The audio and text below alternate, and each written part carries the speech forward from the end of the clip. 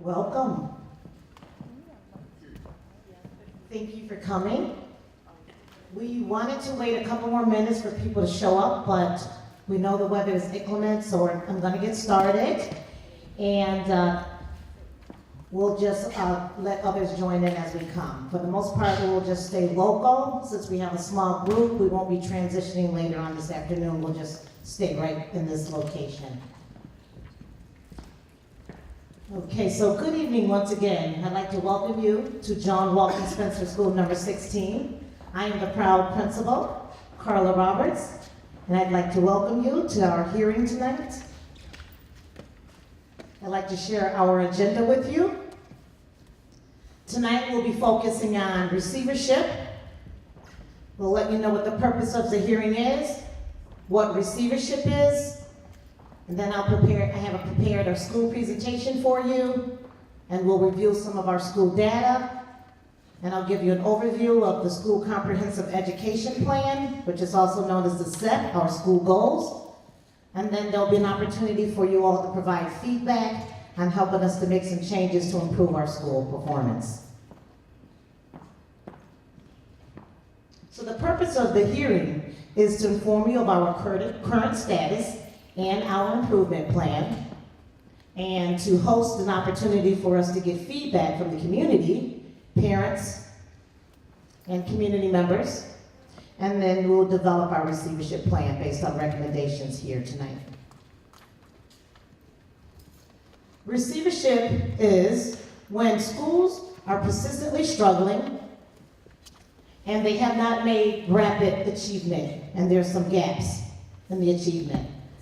The superintendent is the first receiver for 2 years of schools. If schools do not meet improvement targets within those 2 years, the district is required to appoint an outside receiver, and it is approved by the state. An appointed receiver will have broad authority to set and manage school improvement plans, and the data for the improvement targets, which would be demonstrable improvement, which would show big gains in various areas, will be released in February. So we're not sure exactly what our targets will be, but when we get that information, we'll be able to focus more on our targets, set more specific goals. Currently, we have 5 schools that will be removed from receivership as of June 2019, and those are school number 3, 8, 9, 17, and 45. We have 2 schools remaining. That's James Monroe High School and Northeast High School. And then there are the rest of the receivership schools that are new, including School 16. And we are considered cohort 2.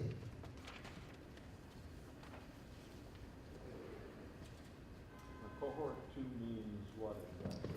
Well, the schools that were previously released from receivership, they were in cohort 1. Okay. So now we're just a whole nother batch. It's the second right after we've gotten, right.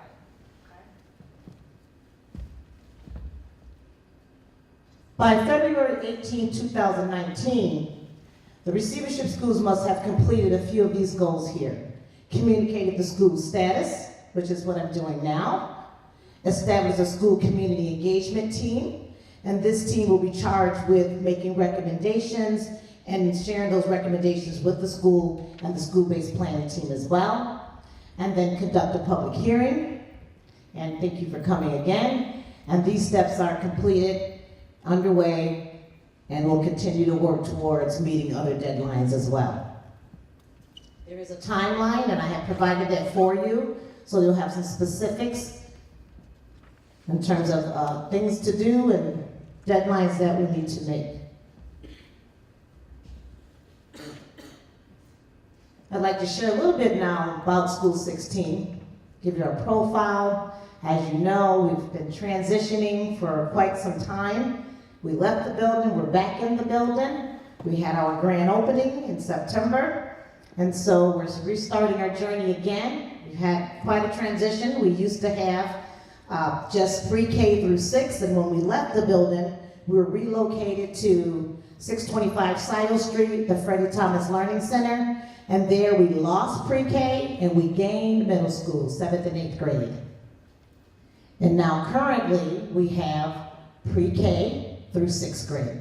So we've lost middle school and we've gotten our babies back. I'd like to just share with you a little bit of a profile of who's in the building. You have myself, my assistant principal, can you stand? And Mr. Rosenhack, our administrator for special education. I'd like to thank you too for your support. We have about 45 teachers, about 16 teacher assistants and paraprofessionals, about 10 additional other support staff. And we also have, of course, those who provide the beans. So we have a food service, those who keep us clean, the custodians, our chief who checks in on us and makes sure we're on track and supports us with our resources as well. Chief Wilson, she's right in the front. And then we have some content directors or other special subjects. We have Miss Alberti here. She's in the building. We also have our Quad A program. She's in the building. So we have an abundance of staff. We have about 420 students. About 19% are students with disabilities. And about 3% are students who speak another language other than English.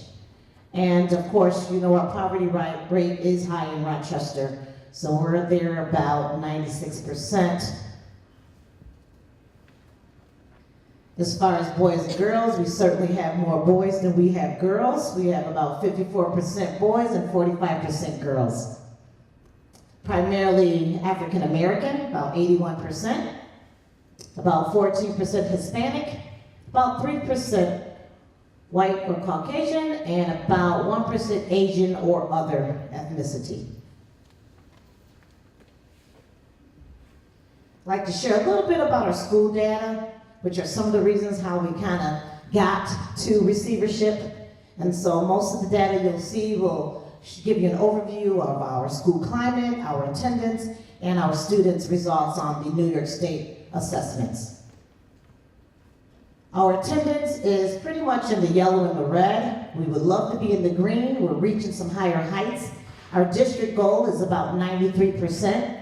So we're ranging from pre-K all the way up to 6th grade from about 87% to about 92%.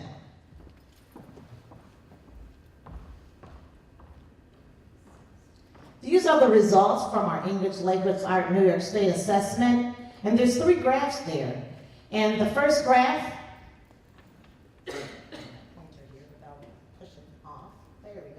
the first blue graph there is School 16. The second one is the Rochester City School District, and this is the New York State, 5 boroughs. So this is us in comparison to the district and to the state for 3rd grade, 4th grade, 5th grade, and 6th grade. And then just a closer look at how we're doing within the school building as we transition from 2013 to 2014. That is the first bar graph that you see there. About 2.4% performance of students performing at levels 3 and 4. This is 2014-15. So it's 2.4, 3, 2015-16, 4.8, 4.3 the year 2016-17, and 6.1 students performing there at 2017-18, and that's a percentage. And here is a comparison of our students' test scores as we compare them in math. So we have 3rd grade, this is us, this is the district, and this is the state. 4th grade, School 16, the district, and the state. 5th grade, this is us, this is the district, and the state. This is us again at 6th grade, the district, and the state. And those are the math results from the 2017-18 school year. A closer look at students who are meeting the standards at level 3 and 4.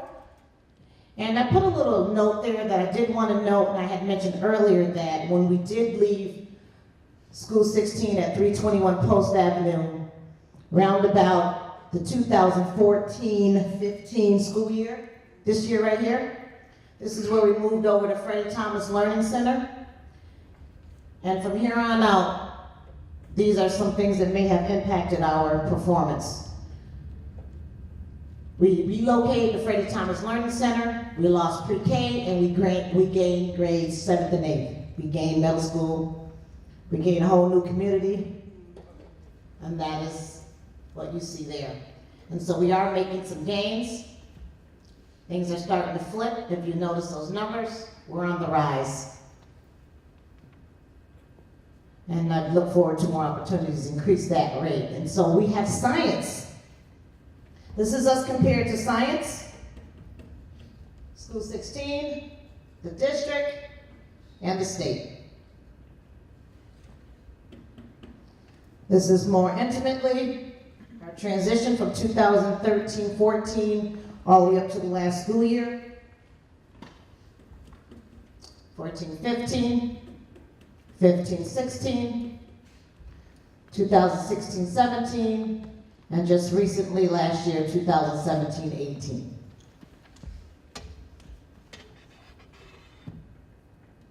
I'd like to talk a little bit more about our school climate and share some suspension data with you. So what I have here is a graph, and it is a comparison of 5 school years, so starting from 2014-15, which is my baby blue color here, the purple, and then my more recent, I'm just going to focus on 17-18 and this year. So this is where we are this year with the lighter color blue. And then last school year is this graph here. The year before that is this graph here. The year before that is 16-17 is this graph here. And I'd like to contribute that we have a reduction in suspensions due to some multi-tiered systems that we put in place this year. And we've been grappling with that for the past couple of years. And with that system, we have opportunities for students to talk with someone. We have our help zone, Center for Youth works with us. And we also have our social workers in that tiered system. And we provide different supports for students and helping them resolve conflicts, crises. So we've used a lot of restorative practices this school year to attribute to a lot of the reduction in suspensions. And I'd like to pride myself in a much more positive school climate and see us on the rise and making some differences there too. Now let's talk about a vision for school improvement. How do we improve our school? I have a circle here, and I really just want to focus on how it all just comes together full circle. There's 3 real crucial areas. This is collaboration with leadership and professional learning communities. So this could include you, me, teachers. This is many constituents working here. Here we have the curriculum, the instruction, and being able to assess how our students are doing, and also being able to personalize it, customize it. This is where your help is really going to come in, and this all mixed together is going to improve student performance. So as we explore possible solutions, we assess the readiness and sustain what is working and build capacity.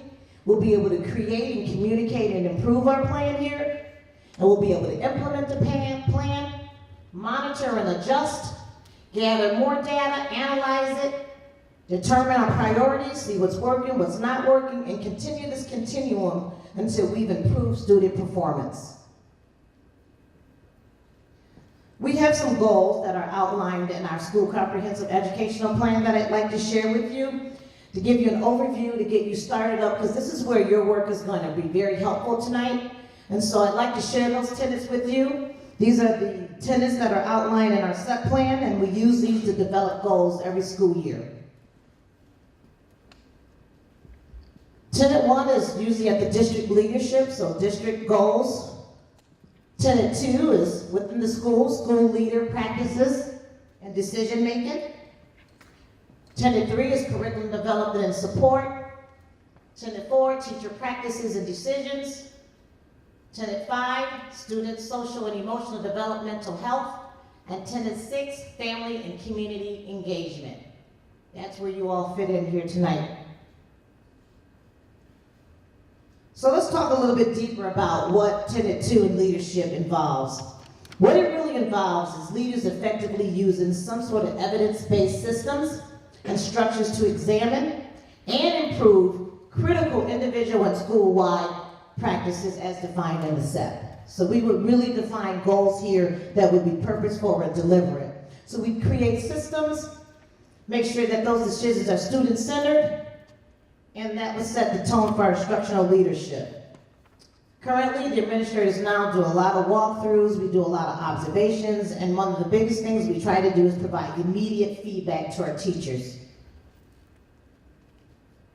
Tenet 3 is curriculum.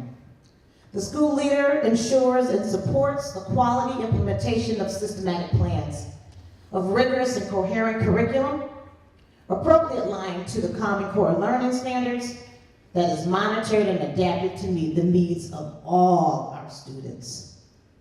So we want to make sure that it is culturally relevant. We want to make sure that it's rigorous, appropriate for every child, and we have assessments to see whether children are learning, and if they're not learning, we would be able to make some adjustments, monitor and adjust. Tenet 4 is instructional practices. In this particular tenet, the school and the teachers work together, and we ensure that the instructions is organized around our annual goals, units, daily lesson plans, and we address the goals of the students. And we currently, as the administrators, we check lesson plans, we make sure that the learning targets are appropriate, we make sure that the students understand the learning targets, so just a lot of monitoring systems that were put in place, and for some deliberate and intentional planning on the teacher's behalf.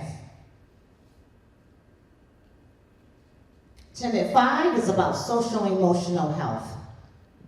All schools' constituents should be able to articulate that the school community is safe. So we make sure that learning is conducive, we make sure that we foster a sense of ownership for the students that leads to a greater student outcomes. So this is all about building the whole child. So this is where we use the help zone, and the Center for Youth supports us with restorative practices as well. So we do a lot of just restorative justice approach, talking to children, having restorative dialogues, problem solving, teaching them life skills, social skills, building relationships, and making sure that we know every child by face and name. Tenet 6, family and community engagement. Once again, just making sure that we're fostering a sense of belonging, a sense of trust, building relationships, making sure that families feel comfortable, that they're able to, communicate with the school, communicate with the teacher, making sure that we have a strong communication system with parents, such as the parent handbook, class dojo, newsletters. We do a lot of those. We have invitational practices, inviting parents in to come in, monitor, teach a lesson, do a cooking project, opportunities for participation. So any opportunity, anything, there's no wrong answer, no wrong choice. So we're looking for all kinds of good ideas.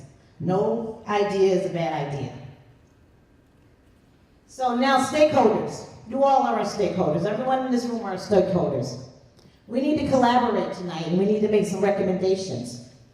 So those beautiful faces right there, we want to make sure that they're able to play these instruments and have some creativity.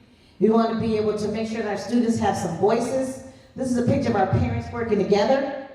Came in for a parent meeting here. It's our staff rallying, welcoming our students back, first week of school.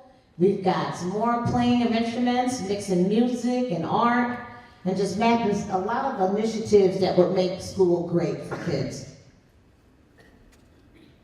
So I want to just, before we break out, give you an opportunity, if you are interested in joining the community engagement team, you can complete the community engagement team. I think there's a sign-in sheet on the table. So if you're interested, you didn't get a chance to speak with me or Ms. Brown about joining, you can sign up over here.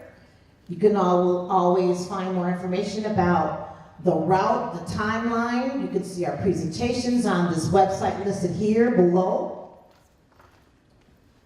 Okay? At this point, we're going to break out, well, we will be breaking out into sessions. We are going to break out. We got enough to break out, okay? So we're going to break out into sessions, and those sessions are going to last about 2 minutes. And the way, about 10 minutes, I'm sorry. 2 minutes, that would be nice. You guys got it all written down, right? About 10 minutes each. And so there are different rooms. We're going to go to, each group will rotate to the following rooms listed below. And we're going to provide suggestions for the school improvement and increase student performance. So there will be a facilitator in every room who will scribe. So all you will have to do is just give ideas. So Tenant 2 will be located in room 145. And there's a star on the back of your papers. So if you look on the back of your papers or the front of your papers, you will see a colored star. So if your star is red, well, the lights are out because I can't see. Let me just look at that one more time. Do apologize. I want to make sure you don't get lost. So if you have a red star, you're going to go to room 145, and I will meet you over there. Just straight down the commons, take a left at the double doors, and it'll be the second door on your left. And you'll see a sign right outside on the wall with the red star on there. That's going to be Tenant 2. Once you walk in that room, you'll see an overview of that tenant on a chair. Just grab that and it'll remind you what we're doing there. Tenant 3 will be in room 139, which is right next to Tenant 2. And that's a green star. Actually, no, that's the legacy room. So the legacy room is right across from the library. So the library is in the center hall. It's on the side of the library. That's the legacy room. So if you have green, you'll be in the legacy room. Tenant 4, you'll be right next to Tenant 2. So if you have a silver star, you're going to be right next to room 145. If you have a yellow star, you're going to go right in the library. If you want to catch that hallway right here, make a left. You'll walk right up the hallway and the library will be on your right. And through the library, you can get to the computer lab. And the computer lab, if you have a blue star, that's where you will go. And once you're there, we'll have an announcement, or actually we'll just do a timer because I'm not sure we have extra. Actually, Ms. Brown, can you do maybe a timer and be on the PA system and give us a time for 10 minutes? And we'll just rotate. So 2 will go to 3, 3 will go to 4, 4 will go to 5, 5 will go to 6, and 6 you will go to Tenant 2. Okay? And once you've reached every tenant where you can share your ideas, your suggestion, that will conclude our evening. And then our next steps will be to meet with the CET meeting, which is going to be on February 11th. And that's at 5, and that's going to be here. We'll be meeting in the legacy room. And after the sessions rotate, that will conclude our evening. And I'd like to thank you for coming. Thank you for your help. And I'd like to wish you a happy, good evening. Be safe out there when you do leave, because it is slippery and wet. Thank you. So at this time, you may go to the room where your color star is. That's where you'll go first.